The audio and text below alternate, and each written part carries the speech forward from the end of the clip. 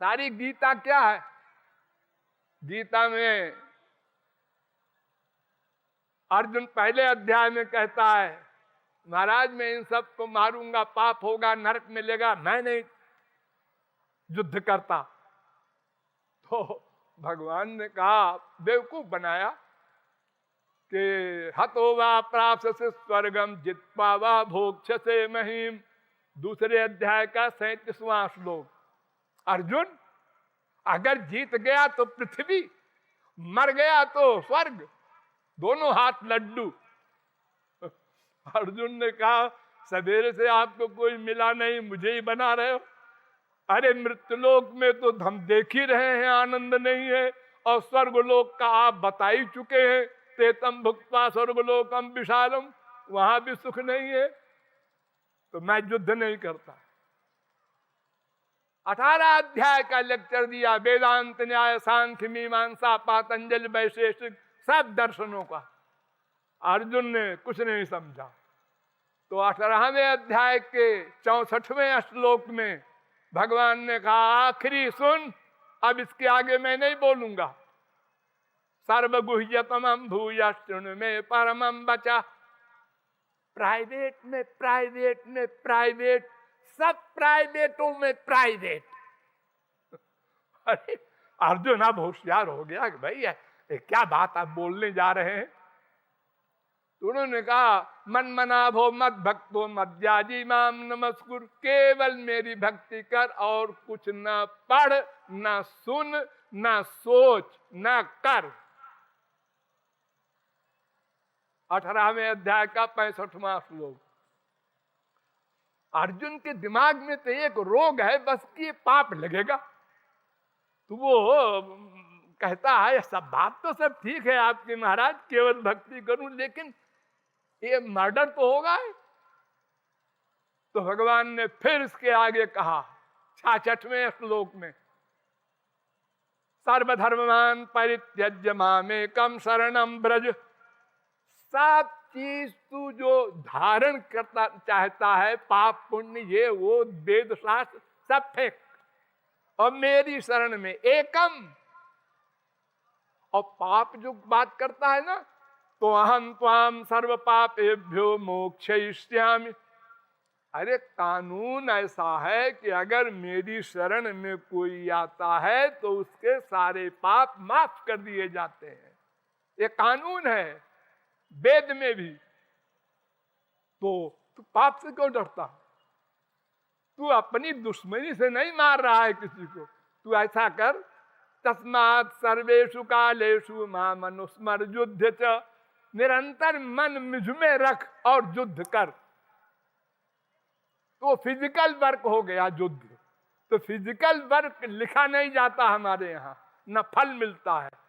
करोड़ों मर्डर किया अर्जुन ने, हनुमान जी ने किया, ब्रह्म हत्याएं लंका में, वो भगवान ने लिखा ही नहीं।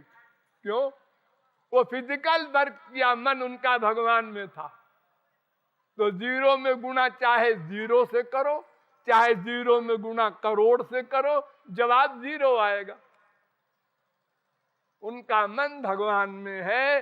बिना मन के कोई भी कर्म कर्म नहीं कहलाता। ध्यान दो इस पॉइंट पर, भगवत प्राप्ति तक काम देगा। ये जो हम लोग कीर्तन करते हैं, राम राम श्याम श्याम हरे राम, ये कुछ नहीं है, ये धोखा है। मन का अटैचमेंट कहां है, उसी का फल मिलेगा भगवान के यहां। मन का, मन एव मनुष्याणाम कारणम बंध मोक्षयो हो। ब्रह्म बिंदु उपनिषद, नारद पुराण, अनेक स्थानों में ये कोटेशन है। मन ही कर्म का कर्ता माना जाता है। एक बार राम मत कहो, मन का सरेंडर हो जाए भगवान में, मामेकम शरणम ब्रज, हो गई भगवत प्राप्ति। हम लोग फिजिकल साधना बहुत करते हैं। भगवान कहते हैं मन मुझको दो और शरीर से कर्म करो संसार का। और हम उल्टा करते हैं, मन देते हैं संसार को और इंद्रियों से भक्ति करते हैं भगवान की, वाणी से, कान से, हाथ से पूजा, पैर से चारों धाम की मार्चिंग, ये क्या है? इससे कुछ फायदा हुआ? फायदा तो कुछ नहीं हुआ, आसक्ति तो बढ़ती जा रही संसार में। अरे तो दवा खाने से फायदा ना हो तो डॉक्टर से पूछो, कहीं गड़बड़ हो रही है। नहीं ये फुर्सत नहीं हमको, हाँ बूढ़े हो गए, लेकिन ये फीलिंग ना हुई कि आखिर इतने दिन हमने भगवान के पूजा किया, पाठ किया, पुस्तकें पढ़ते हैं, हनुमान चालीसा, शिव चालीसा, दुर्गा चालीसा और सुंदर कांड और गीता, एक किताब पढ़ने से क्या होगा? अरे गीता में लिखा है मेरी शरण में आओ तो जाओ शरण में, ऐसे बोलने से नहीं चलेगा। भक्ति करो, और तुम भी कह रहे हो मेरी भक्ति करो। अरे इससे क्या होगा? शब्दों के पढ़ने से कुछ नहीं होता। और फिर तुम्हारा अनुभव भी तो है कि हाँ जी बहुत दिन हमने शब्द पढ़े, जप किए, पूजा किए, बद्री नारायण गए, इससे कुछ नहीं होता। मन से भक्ति करनी होगी, रो कर पुकारना होगा और कोई कामना नहीं रखनी होगी। ये शर्त, न संसार मांगो न मोक्ष, उनका दर्शन मांगो, उनका प्रेम मांगो। ये दो चीज के अलावा कोई कामना लेकर मत जाओ भगवान के पास, वरना नास्तिक हो जाओगे। हाँ वैष्णो देवी के यहाँ गए थे, हमने बेटा मांगा तो बेटा मिल गया। तो फिर क्या हुआ? फिर उसके बाद बेटा बीमार हुआ तो डॉक्टरों ने जवाब दे दिया, तो फिर वैष्णो देवी के पास गए, तुम लौट के आए तो बेटा मर गया। तो जब तुमने बेटे के होने का कारण माना वैष्णो देवी की कृपा को, तो उसके मरने का भी कारण मानना पड़ेगा। अरे कुछ नहीं वैष्णो देवी, सब बेकार है। उसके 7 लड़के थे हमारे पड़ोसी के, 8वां हो गया, हमारे एक का ही था, मर गया। क्या देवी देवी देवता होते हैं? कुछ नहीं। इसलिए संसार भगवान से क्यों मांगते हो? अरे इतना संसार अनंत जन्म में भोगा, कति नाम सुता न लालिता, अनंत माँ बनाए, बाप बनाए, बीबी बनाए, पति बनाए, बेटा बेटी बनाए, अनंत बार स्वर्ग गए, सब सुख भोगा, पेट नहीं भरा, फिर वही मांग रहे हो। अरे देखो एक बार भगवान ने, नारायण भगवान ने लक्ष्मी से कहा आओ तुमको एक मजाक बताऊं। उन्होंने कहा क्या मजाक है? आओ।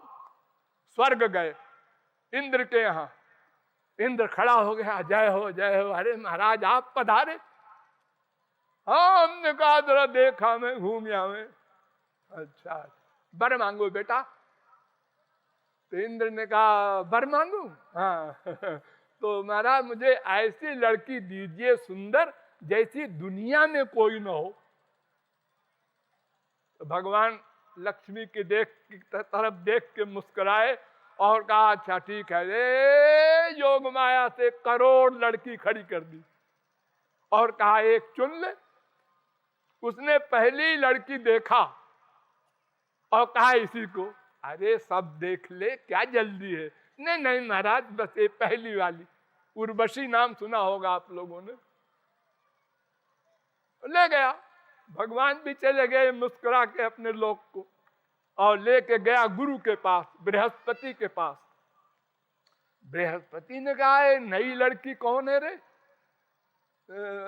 गुरुजी वो भगवान आए थे, तो उन्होंने कहा बर मांगो, तो हमने ये मांगा। अरे बेवकूफ, यही मांगना था भगवान से। भगवान से भगवान का सामान मांगता, ये सामान तो तुझको अनंत जन्म मिल चुका। हमारे गुरु का नाम भी अपने तूने बदनाम कर दिया, अब क्या होगा? चले गए भगवान। तो ये संसार की कामना ने तो हमारा अनंत जन्म बिगाड़ा। छोड़ो इसको, नहीं मांगना है। दुख मिले भोग लो, भगवान से नहीं कहना है, किसी देवी देवता से नहीं कहना है।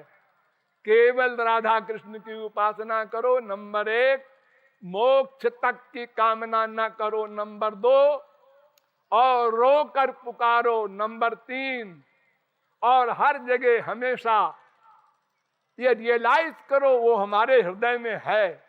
वेद कह रहा है, शास्त्र कह रहा है, एकस्तयो खादति पिप्पलान्न मन्यो निरन्नो पिबले न भूयान।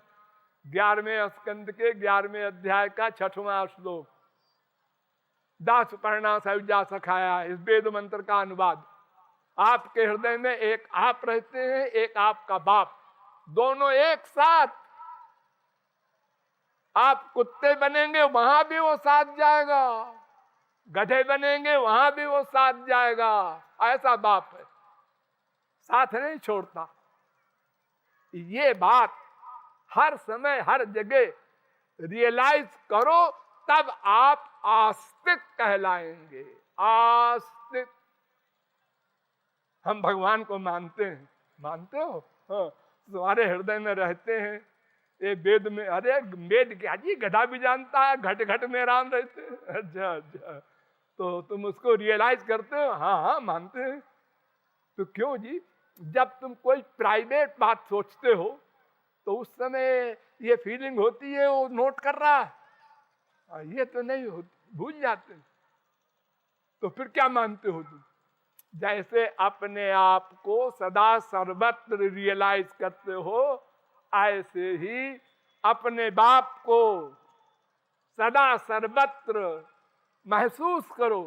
बार बार सोचो अंदर है, फिर काम करो आधा घंटा, फिर हाँ अंदर बैठे हैं, फिर काम करो, हाँ अंदर बैठे हैं, नोट कर रहे हैं। तो आप उस आधा घंटे में कोई गड़बड़ नहीं कर पाएंगे फिर, क्योंकि आपको याद आ जाएगी, वो नोट कर लेंगे, दंड मिलेगा। हम संसार से तो डर करके पाप कम करते हैं और भगवान से नहीं डरते। चोरी चोरी सोचते हैं, प्लानिंग करते हैं।